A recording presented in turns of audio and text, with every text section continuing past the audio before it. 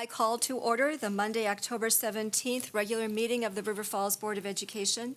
This meeting has been properly notified, and we will begin with the Pledge of Allegiance. I pledge allegiance to the flag of the United States of America and to the republic for which it stands, one nation, under God, indivisible, with liberty and justice for all. Do we have any visitors or delegations who would like to address the board this evening? I would. Thank you. You might have to turn the mic on. I don't think it's. Okay. Jim Souter, community member. First of all, thanks for the Pledge of Allegiance. Glad you instituted that. It's great. I'm here real quickly. I know this isn't on the agenda, but I wanted to just bring it up. A couple months ago, we went to a meeting where we approved the proposal for the Wren, which I think is cool. I love alternative ed. It's very important. But then all of a sudden, this lady got up, the very nice person got up, and she said something about an alternative schedule. And I know she had the opposite of a summer vacation. And it got my mind turning, and I thought I'd share what was on my mind, because it might be of some value, and maybe a little bit of a concern, that's all, is I got to thinking about how we use our facilities most efficiently. And sometimes using alternative schedules that are a little off can provide an alternative school. I've got a lot of experience with that, and sometimes you can use your facility at night or a wing and save on building a facility from the ground up. And I just wondered, to what extent maybe something out of the box would be rather than building a separate building. So I got thinking about that, and I thought about the concern was when a school district grows, typically there's a need for more space. When you have alternative schools, those kids that go typically have a spot that is sort of saved for them in the count in the normal school because it's alternative. And if they choose to come back, there has to be a seat in the regular building. So I don't know how that exactly works, but I thought, I wonder if we're duplicating things a little bit there, if there's some things that possibly we could do. And then I thought about how there's this agreement, and I know it's not on the agenda, so I'm hoping maybe in the future there can be a follow-up community meeting, an agreement with the builder to build a building, and then we agree to purchase it later on. And I started thinking, where I've been, there's been a real competitive bidding process for a building. So I'm not sure how that works in this situation, or what the price is, or when the district buys it, is it a fair price at that time? So as I got thinking all these little cascading pieces of information, I thought I'd just bring it up and ask that the board might, at some point between now and whenever, the commencement of that project, to maybe have a little more open dialogue with the community about how that might impact their, referendums down the road. Because if you've got a whole group of kids in a brand new facility that there was a negotiation, then the community feels a little bit like, well, how do we get them out of the building if we don't want to approve that tax levy to pay for it? Or is it already paid for? Because they're already there, then it feels like you got to displace kids to go back to where you were. So not here to say yes or no or bad or good. I'm just saying the process now is generating some thought in my mind. I'd love to see a little bit more open dialogue about that. That's all I have to say. Thanks.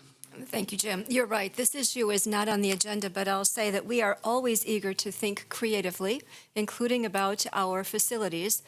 The project specifically related to the Renaissance new building has already started. So this would be creative thinking about the future for other programming. So thank you. Any other visitors or delegations who would like to address the board? All right, we are going to move on to informational items. And the first one is quite a very nice recognition that our clerk, Alan Tuchtenhagen, is receiving recognition from WASB, which means the Wisconsin Association of School Board members, for his service and participation in WASB events. So, Alan, I don't have a certificate for you. They did not send one, so I'm sorry about that, but you'll have to take our appreciation and know that WASB also appreciates it. So, thank you.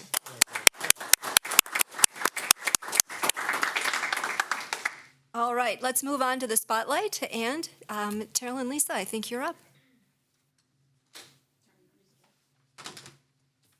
I just get the introduction Oh, today, so I it's my should have pleasure called to on you, kids. introduce Terrell and Lisa. They've been really instrumental in working with retainment and new ideas as it relates to staff recruitment, retaining staff, having our staff feel supported, everything from our paraprofessionals to our current teachers.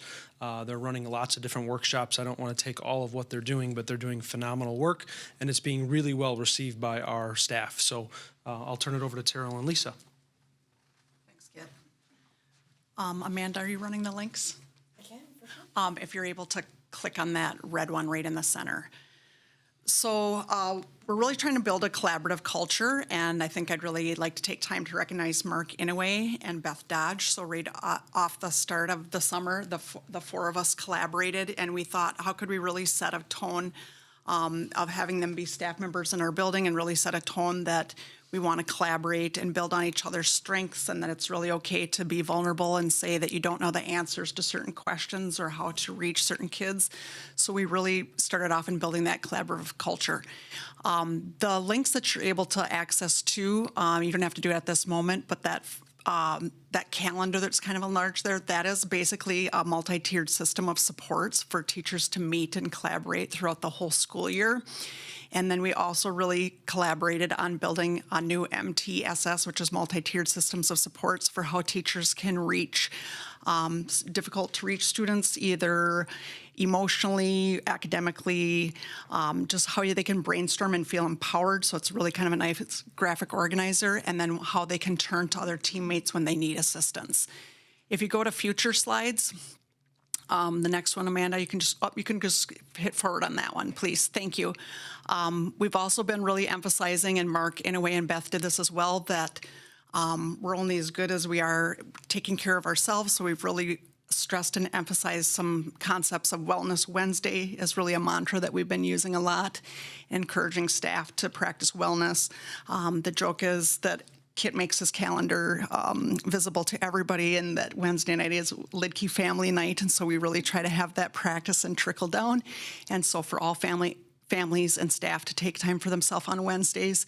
And then also just putting little fun tips in there. I guess a couple people have approached me and said they've taken the Great River Road road trip on there, and so a couple people shout outs to that. And then anyone who's new to education will appreciate the next slide.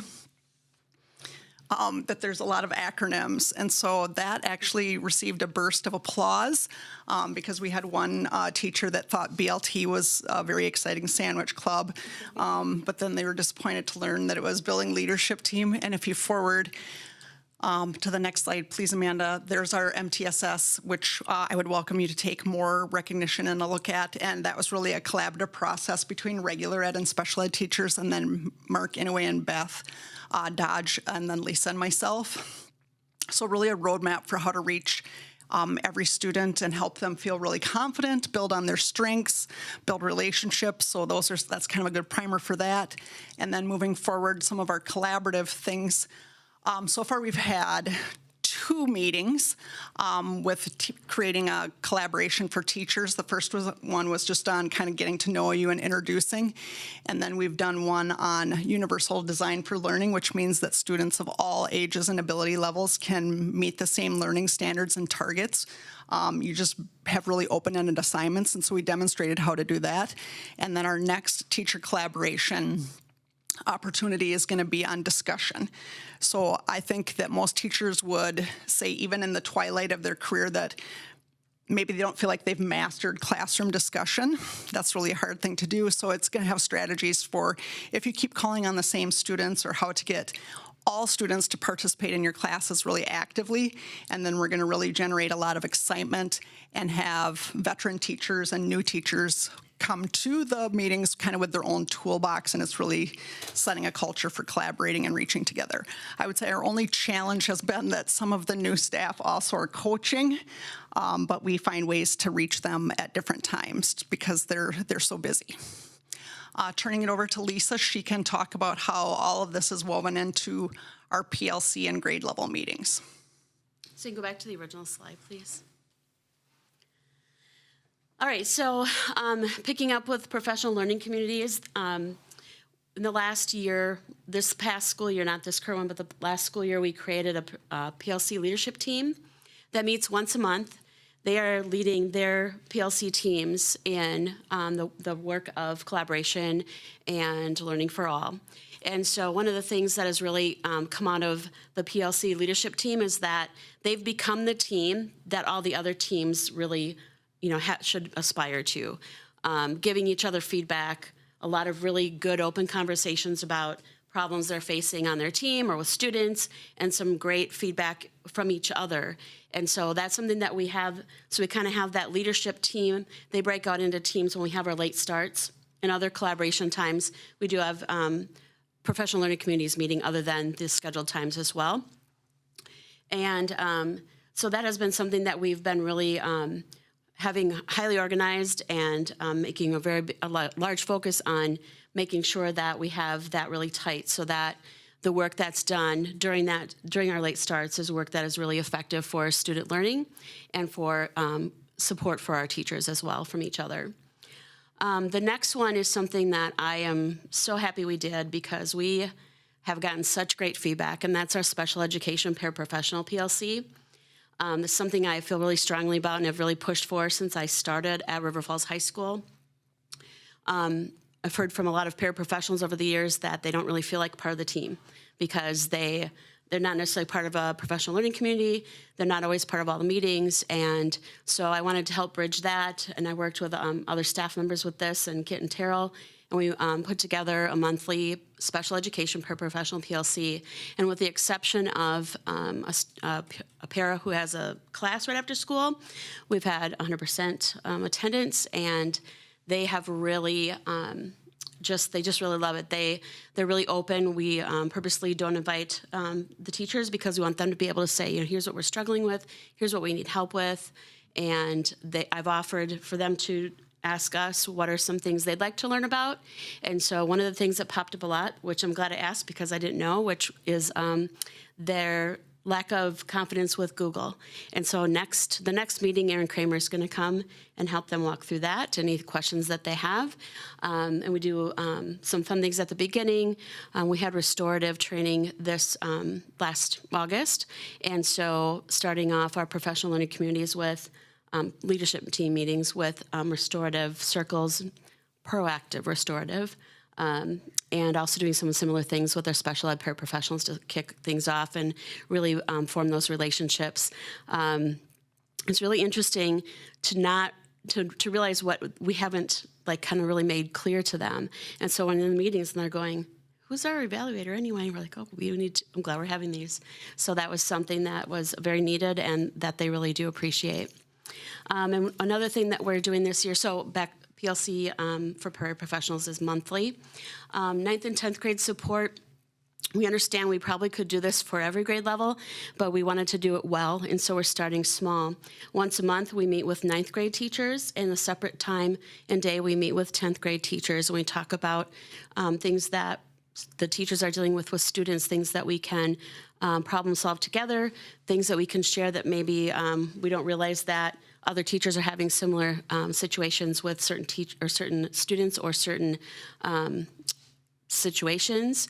And so again, we meet monthly, and our focus is on helping those struggling students and really trying to find a way to positively support them so that it's not the same thing happening in every class, that we can really lift them and really make sure that they're getting the education that they deserve and that they need from us. That's a lot of what we're doing. questions? Took a lot of coordination to make the calendar at the start of the year, but we thought that the proactiveness of setting up all the meetings, that we feel just much more, planned and moving things forward and moving kids forward because we have that purposeful planning throughout the school year. Well, I'm intrigued with your work with paraprofessionals and how that links to the mentorship that Dave's been working on. I think that's really helpful. A question is, how do you help support collaboration in the high school in departmental teams so that people are working well together and communicating well with each other? So one of the main goal that we have for our PLC leadership team is to increase collective teacher efficacy among their teams. And so that is something that, in addition to the goal that they have for their department teams, that is the leadership goal. So when we have our PLC leadership meetings, we talk about what is collective teacher efficacy, what are ways that you can encourage that and facilitate that and move that forward in your teams. And so that's one way that we do that, so that that understanding of what professional learning communities is and the effect it has really starts with the thing that is the most research-based, and that is that collective teacher efficacy, which is the idea that as a group, we believe that we make learning happen. And if they don't believe that, then the work that they do isn't going to be as effective. And so that is the goal that we have for the leaders, and the way that we talk about support and resources to help them build their own teams. I believe in building people up and creating leaders across a building and across a district. And so giving them that power to help build that up among their teams.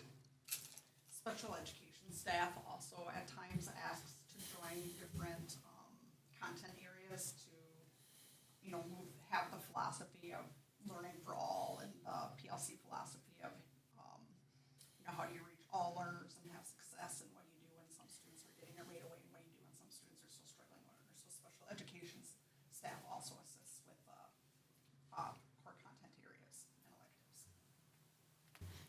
Got it. Thanks for this presentation, and I'm always a fan of professional development for our staff. I think it's really important. I have two questions.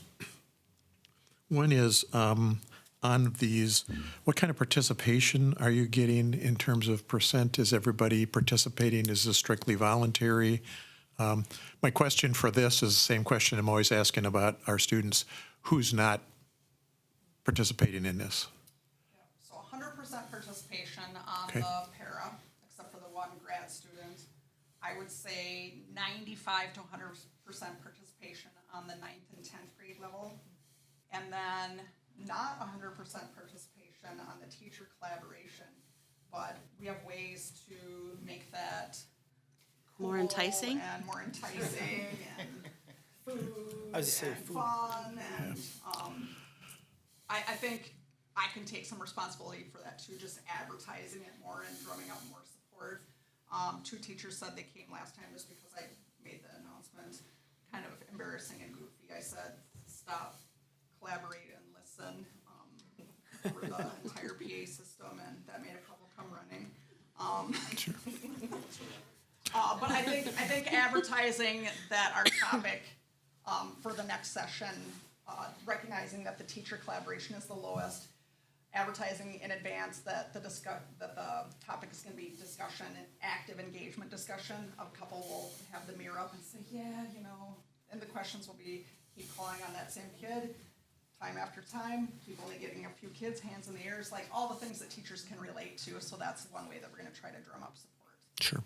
I ask it, I don't literally want to know who's not there or mean this to, or need this, or intend this to be punitive anyway. When I ask that sort of thing, it's like, well, if everybody is not in it, how do we incentivize it and encourage and those kinds of things? Because I think what you're doing is so important here, and there are some people who may have other distractions, like you mentioned, the coaches and others. So how do we make this as inclusive and get everybody there?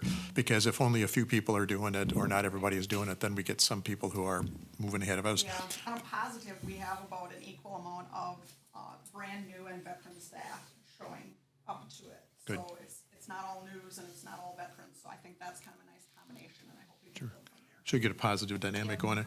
I would ask, my other question is then, so what challenges are you facing with this? What are the things that might slow you down or might impede your progress in this? Well, what was already talked about is the teacher collaboration group and getting more of them to show up.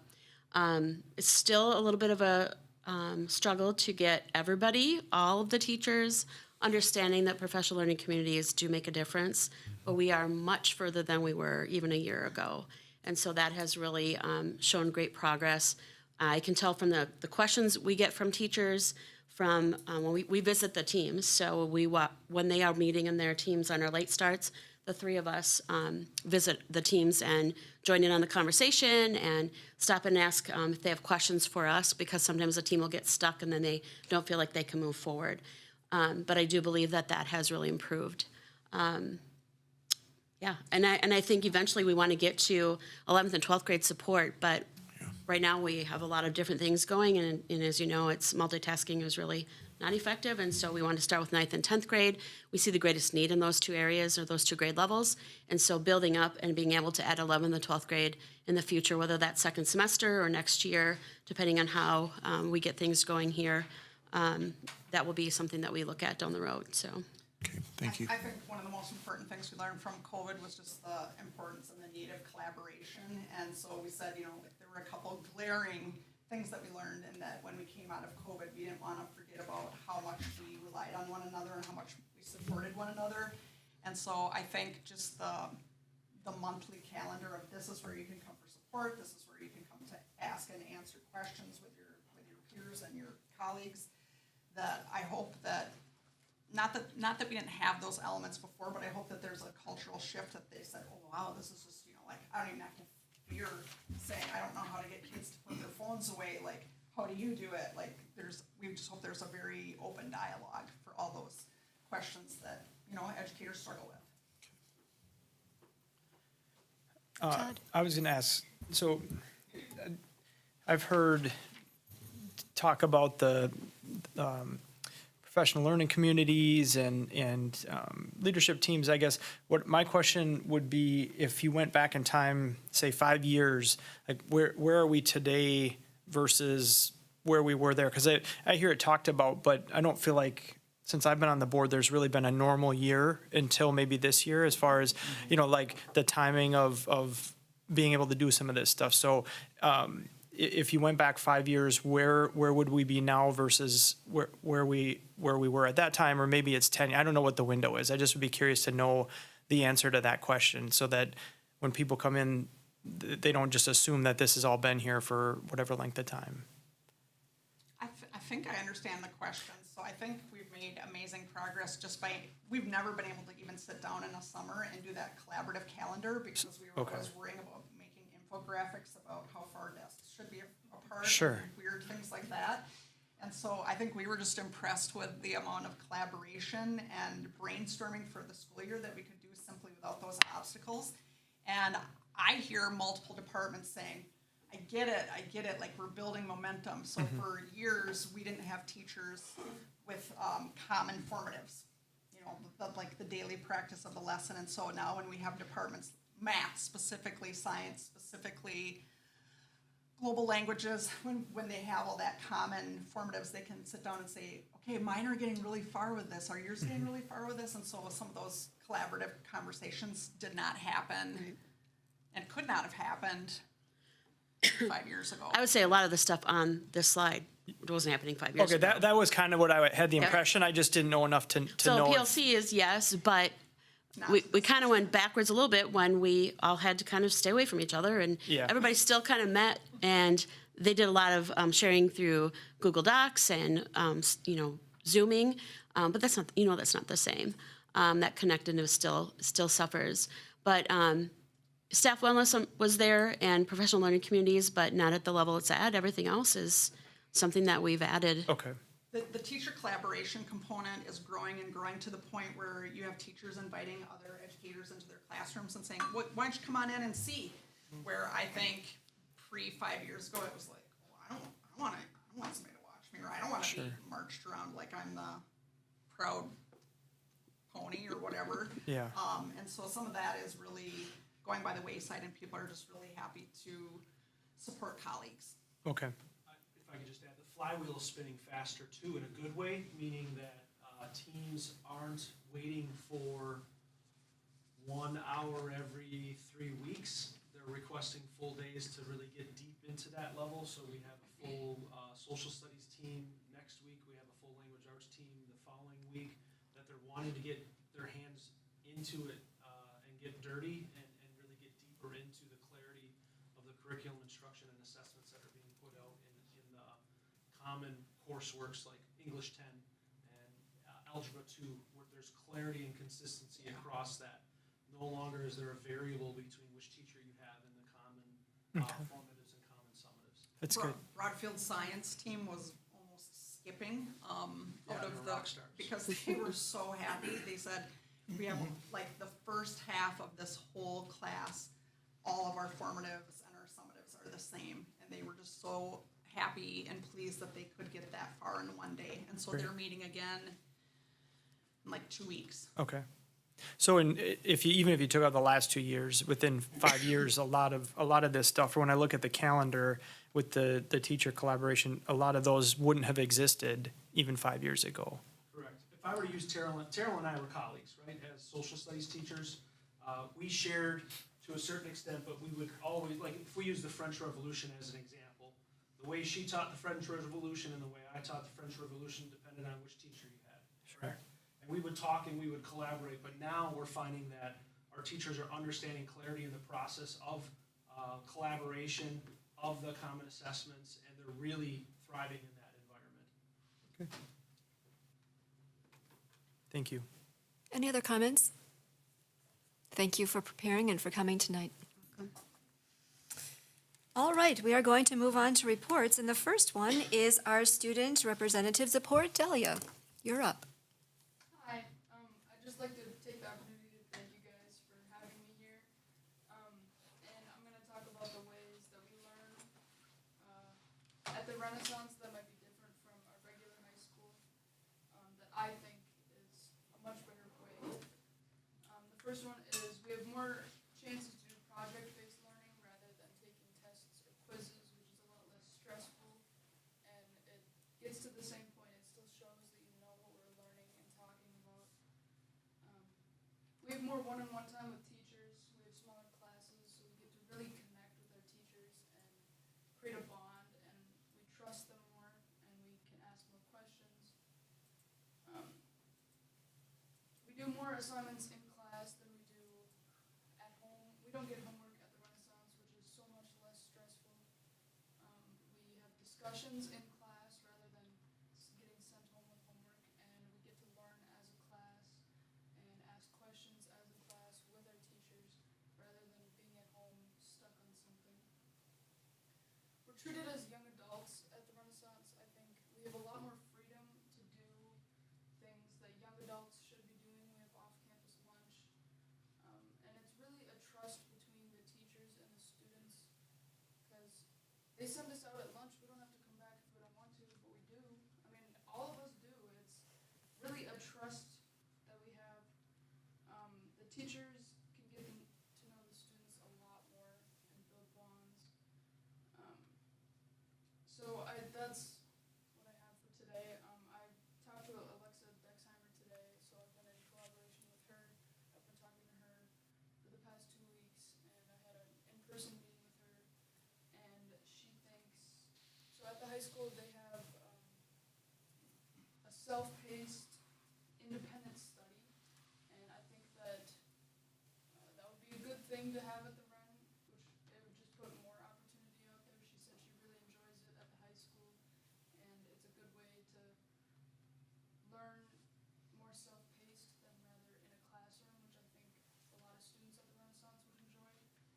And I will continue to be in collaboration with Elena throughout the school year. But thank you. Well, thank you. One thing I think that we might be interested in hearing more about is we as a board know that kids learn differently. And when kids learn differently, that means that there need to be a variety of learning environments. And one of the issues that we've had over time is figuring out how to match up kids, high school kids, to the right program. And so there are some kids, I hear, who might be good candidates to have the Renaissance program match them, but we aren't always very good at identifying them. And so if sometime you think of things or can come up with ideas about how we could identify that and help to get the word out, I think that could be a good conversation for us. I think talking about the Renaissance at the high school more would be very good. I mean, I had friends, older friends, that went to the Renaissance before I was in high school, and I really wouldn't have known about it if I didn't have those connections. A lot of kids don't know about the Renaissance unless they have connections like that. And I think it should be more talked about and more of an option for a lot more kids. We have a lot of kids this year from Hudson and Prescott and Ellsworth, but we don't really have new students from the high school.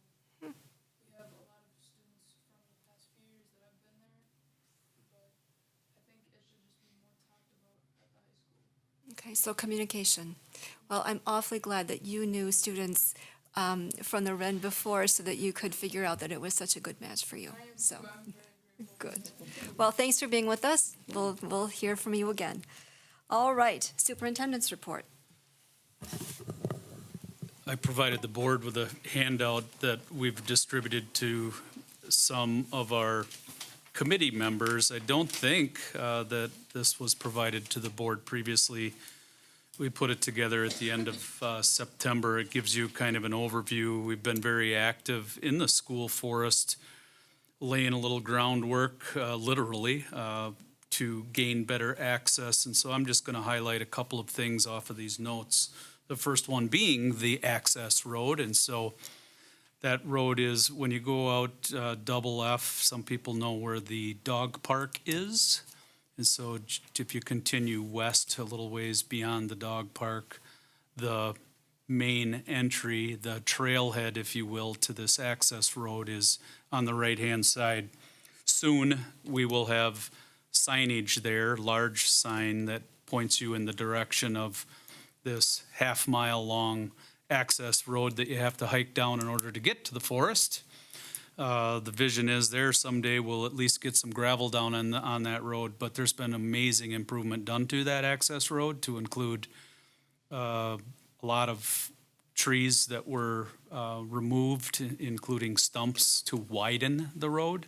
That will allow for emergency vehicles and someday buses, hopefully, to be able to traverse down there and help students gain access to the forest itself. Just a lot of work, and giving credit here tonight to volunteers that have really played a huge role in doing that work.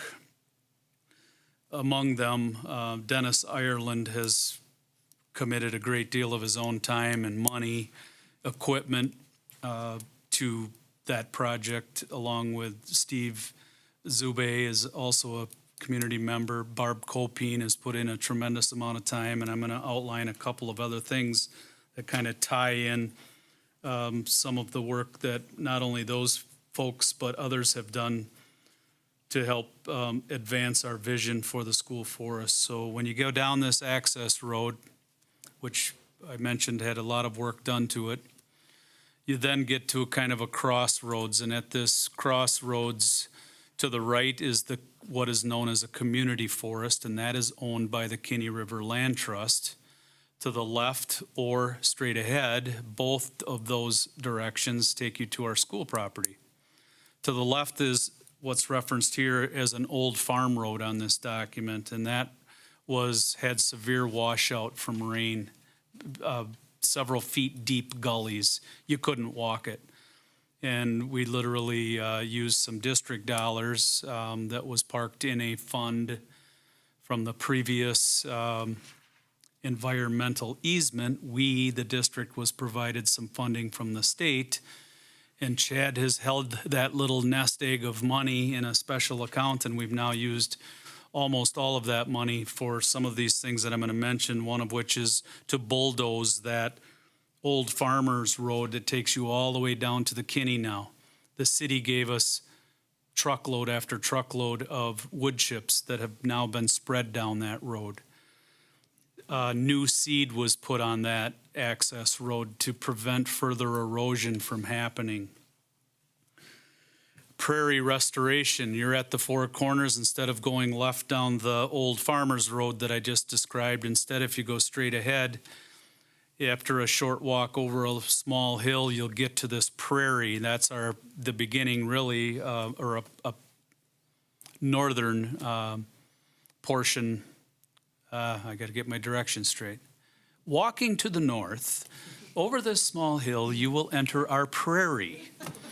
And the prairie has been chemically burned under the guidance of people that know what they're doing and told us how to do this the right way. We had to inspect, we had to bring someone in to inspect for protected species, so we weren't killing the wrong things. There's just a lot of behind the scenes work that goes into a lot of the work that's been done largely by these volunteers.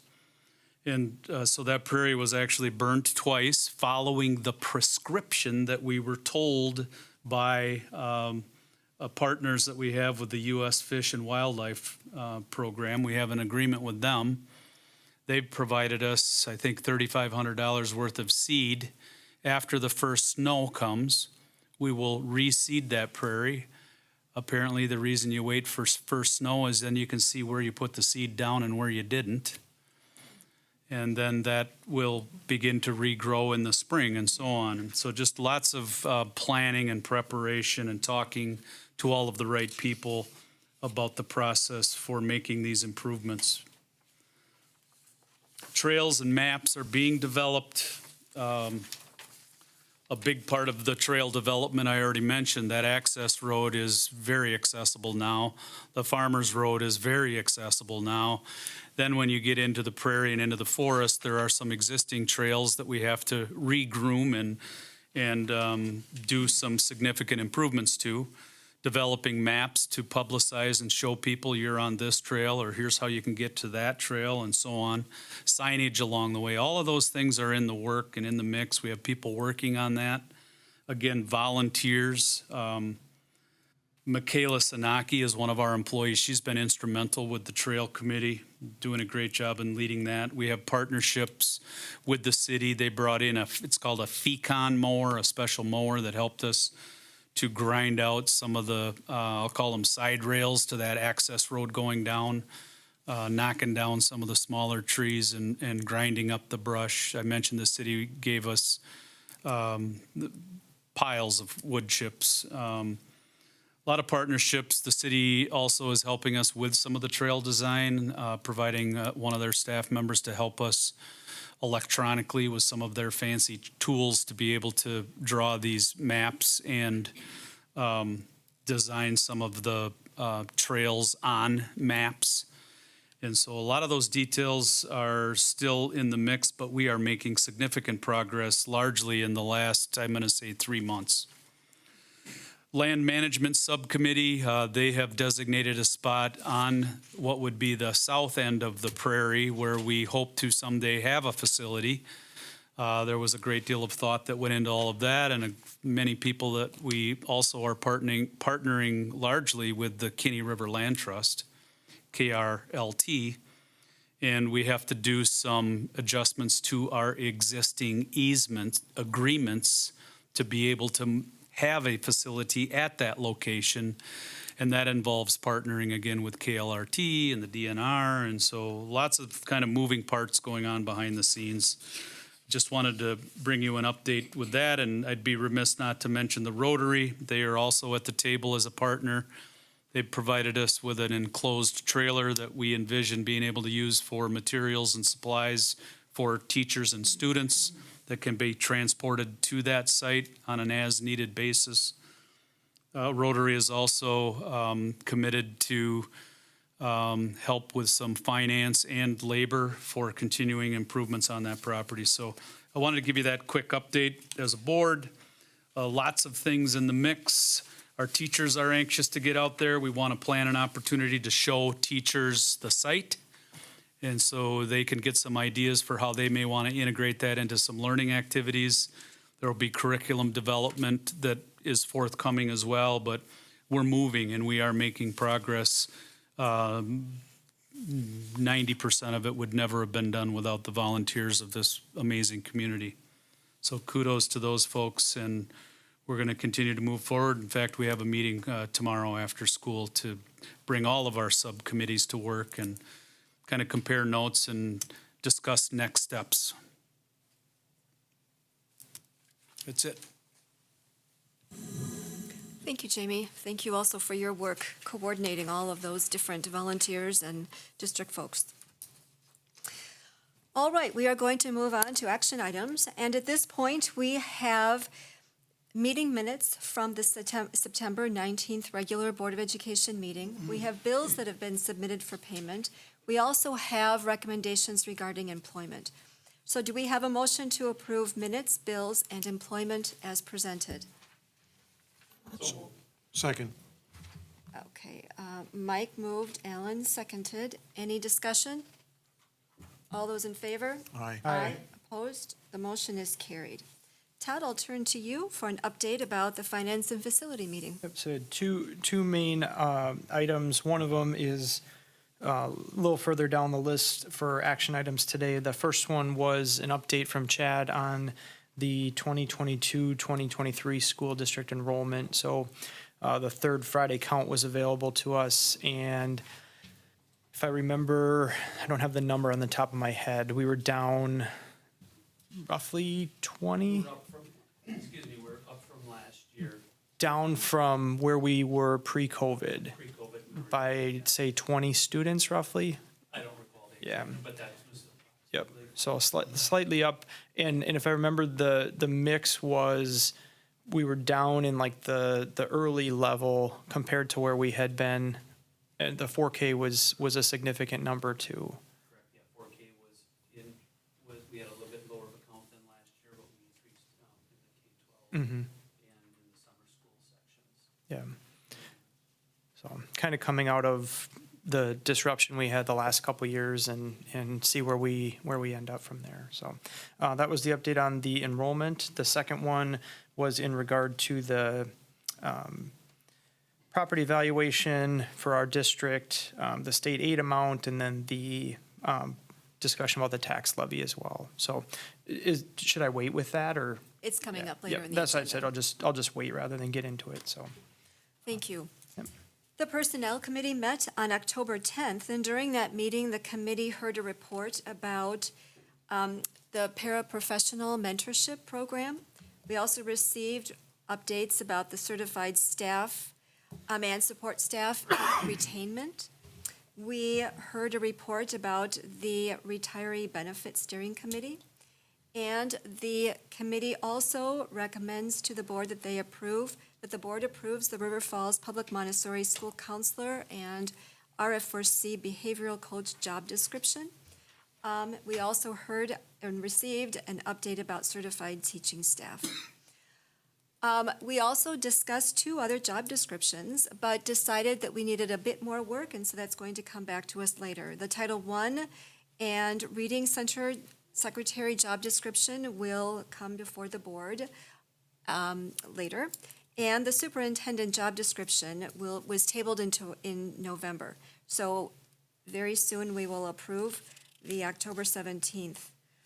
At this board, we'll look at that other job description. But right now, I move that we approve the River Falls Public Montessori School Counselor RF4C Behavior Job, what do we call that? Behavior Job Coach description. Second. I have to write this down so I don't forget. I moved, Todd seconded. Any questions or comments? All those in favor? Aye. Aye, the motion is carried. All right, now we are going to. Stacy, just Yes, please. one quick comment on those two. That was a good meeting that night, both of those committees, and I want to thank both Chad and Dave for all the work they did, because they really led us through, as a board, some really good conversation about both our budgeting stuff and where we are with some of these personnel issues and stuff. So thanks to both of you. That was great. You're right, Alan. The committee also looked at the Title I and then Reading Center job, secretary job description. We had a few adjustments, so it is now coming to the board for approval. So at this point, do we have a motion to approve the revised Title I Reading Center job? Why do I always keep saying that? Secretary job description. All right, thank you, Lindsay. Thank you, Bob. Any questions or comments? Didn't say pleasant, Cindy. I combed It's through just to professional. see, yeah. Yes. Just, But- yeah, so but- the background there is title, section, and the reading center section, which were specific to this job description, I think we were kind of feeling good about, but there were some questions around just the general secretarial duties and some outdated language, so. This will probably lead to an updated of some other job descriptions. The yellow in your packet is what is new from last week. And you took into account all of the recommendations from the conversation. Anything else? All is in favor? Aye. Opposed? The motion is carried. Chad, I'm going to turn to you about the tax levy, please. So annually, the board has the obligation to pass the tax levy to support our general operations of the district. This process really started last November. If many of you want to recall back that far, it's at that point that we take a look at all the factors that basically build into our budget or get us to this point. One of them you mentioned was enrollment. Might sound strange, but there's a few different ways that are required to count students. The most important way, I guess I would say, at least to me, is how we count them for revenue purposes. And from that perspective, we're up two from pre-COVID. We largely came within pretty close striking distance of actually meeting the projection we made about a year ago. So it's a very positive thing. We also had pretty large property value increases, as you can see, 14% increase, which is the largest that we've had, it looks like, in easily 20 years. So that was also good. And so we've got that, as well as we now know who all of our staff are for the year. So we're able to basically conclude the budget process for this year. We will officially have a budget after tonight for the year that began July 1st. And we're largely where we expected. So there's some positive things, I think, though, that I do want to point out. Our tax levy will be decreasing about $130,000 from last year, so that's a bit better than projected. And our mill rate, which is the tax rate that's assessed against home values in the district, will be dropping about very close to 13%. Now, it's a very complicated ratio system that works its way through from what I share with you here today at negative 13% to what happens on a property tax bill. But I think with a high level of confidence, we can go forward saying that on average, property tax bills probably should be very flat. Probably gonna talk to some people who are down a bit, so I think that's kind of a beautiful culmination to this long process that we can all be proud of. So, with that, I will take questions, on this. Can I just, a follow-up comment, because I get this question a lot on a daily basis, is my property value went up X percent, 14%, or whatever it was, but I think it's just important to highlight the second point that you made is the district is not levying any additional money in terms of the total dollar amount from where we were last year. It's down slightly.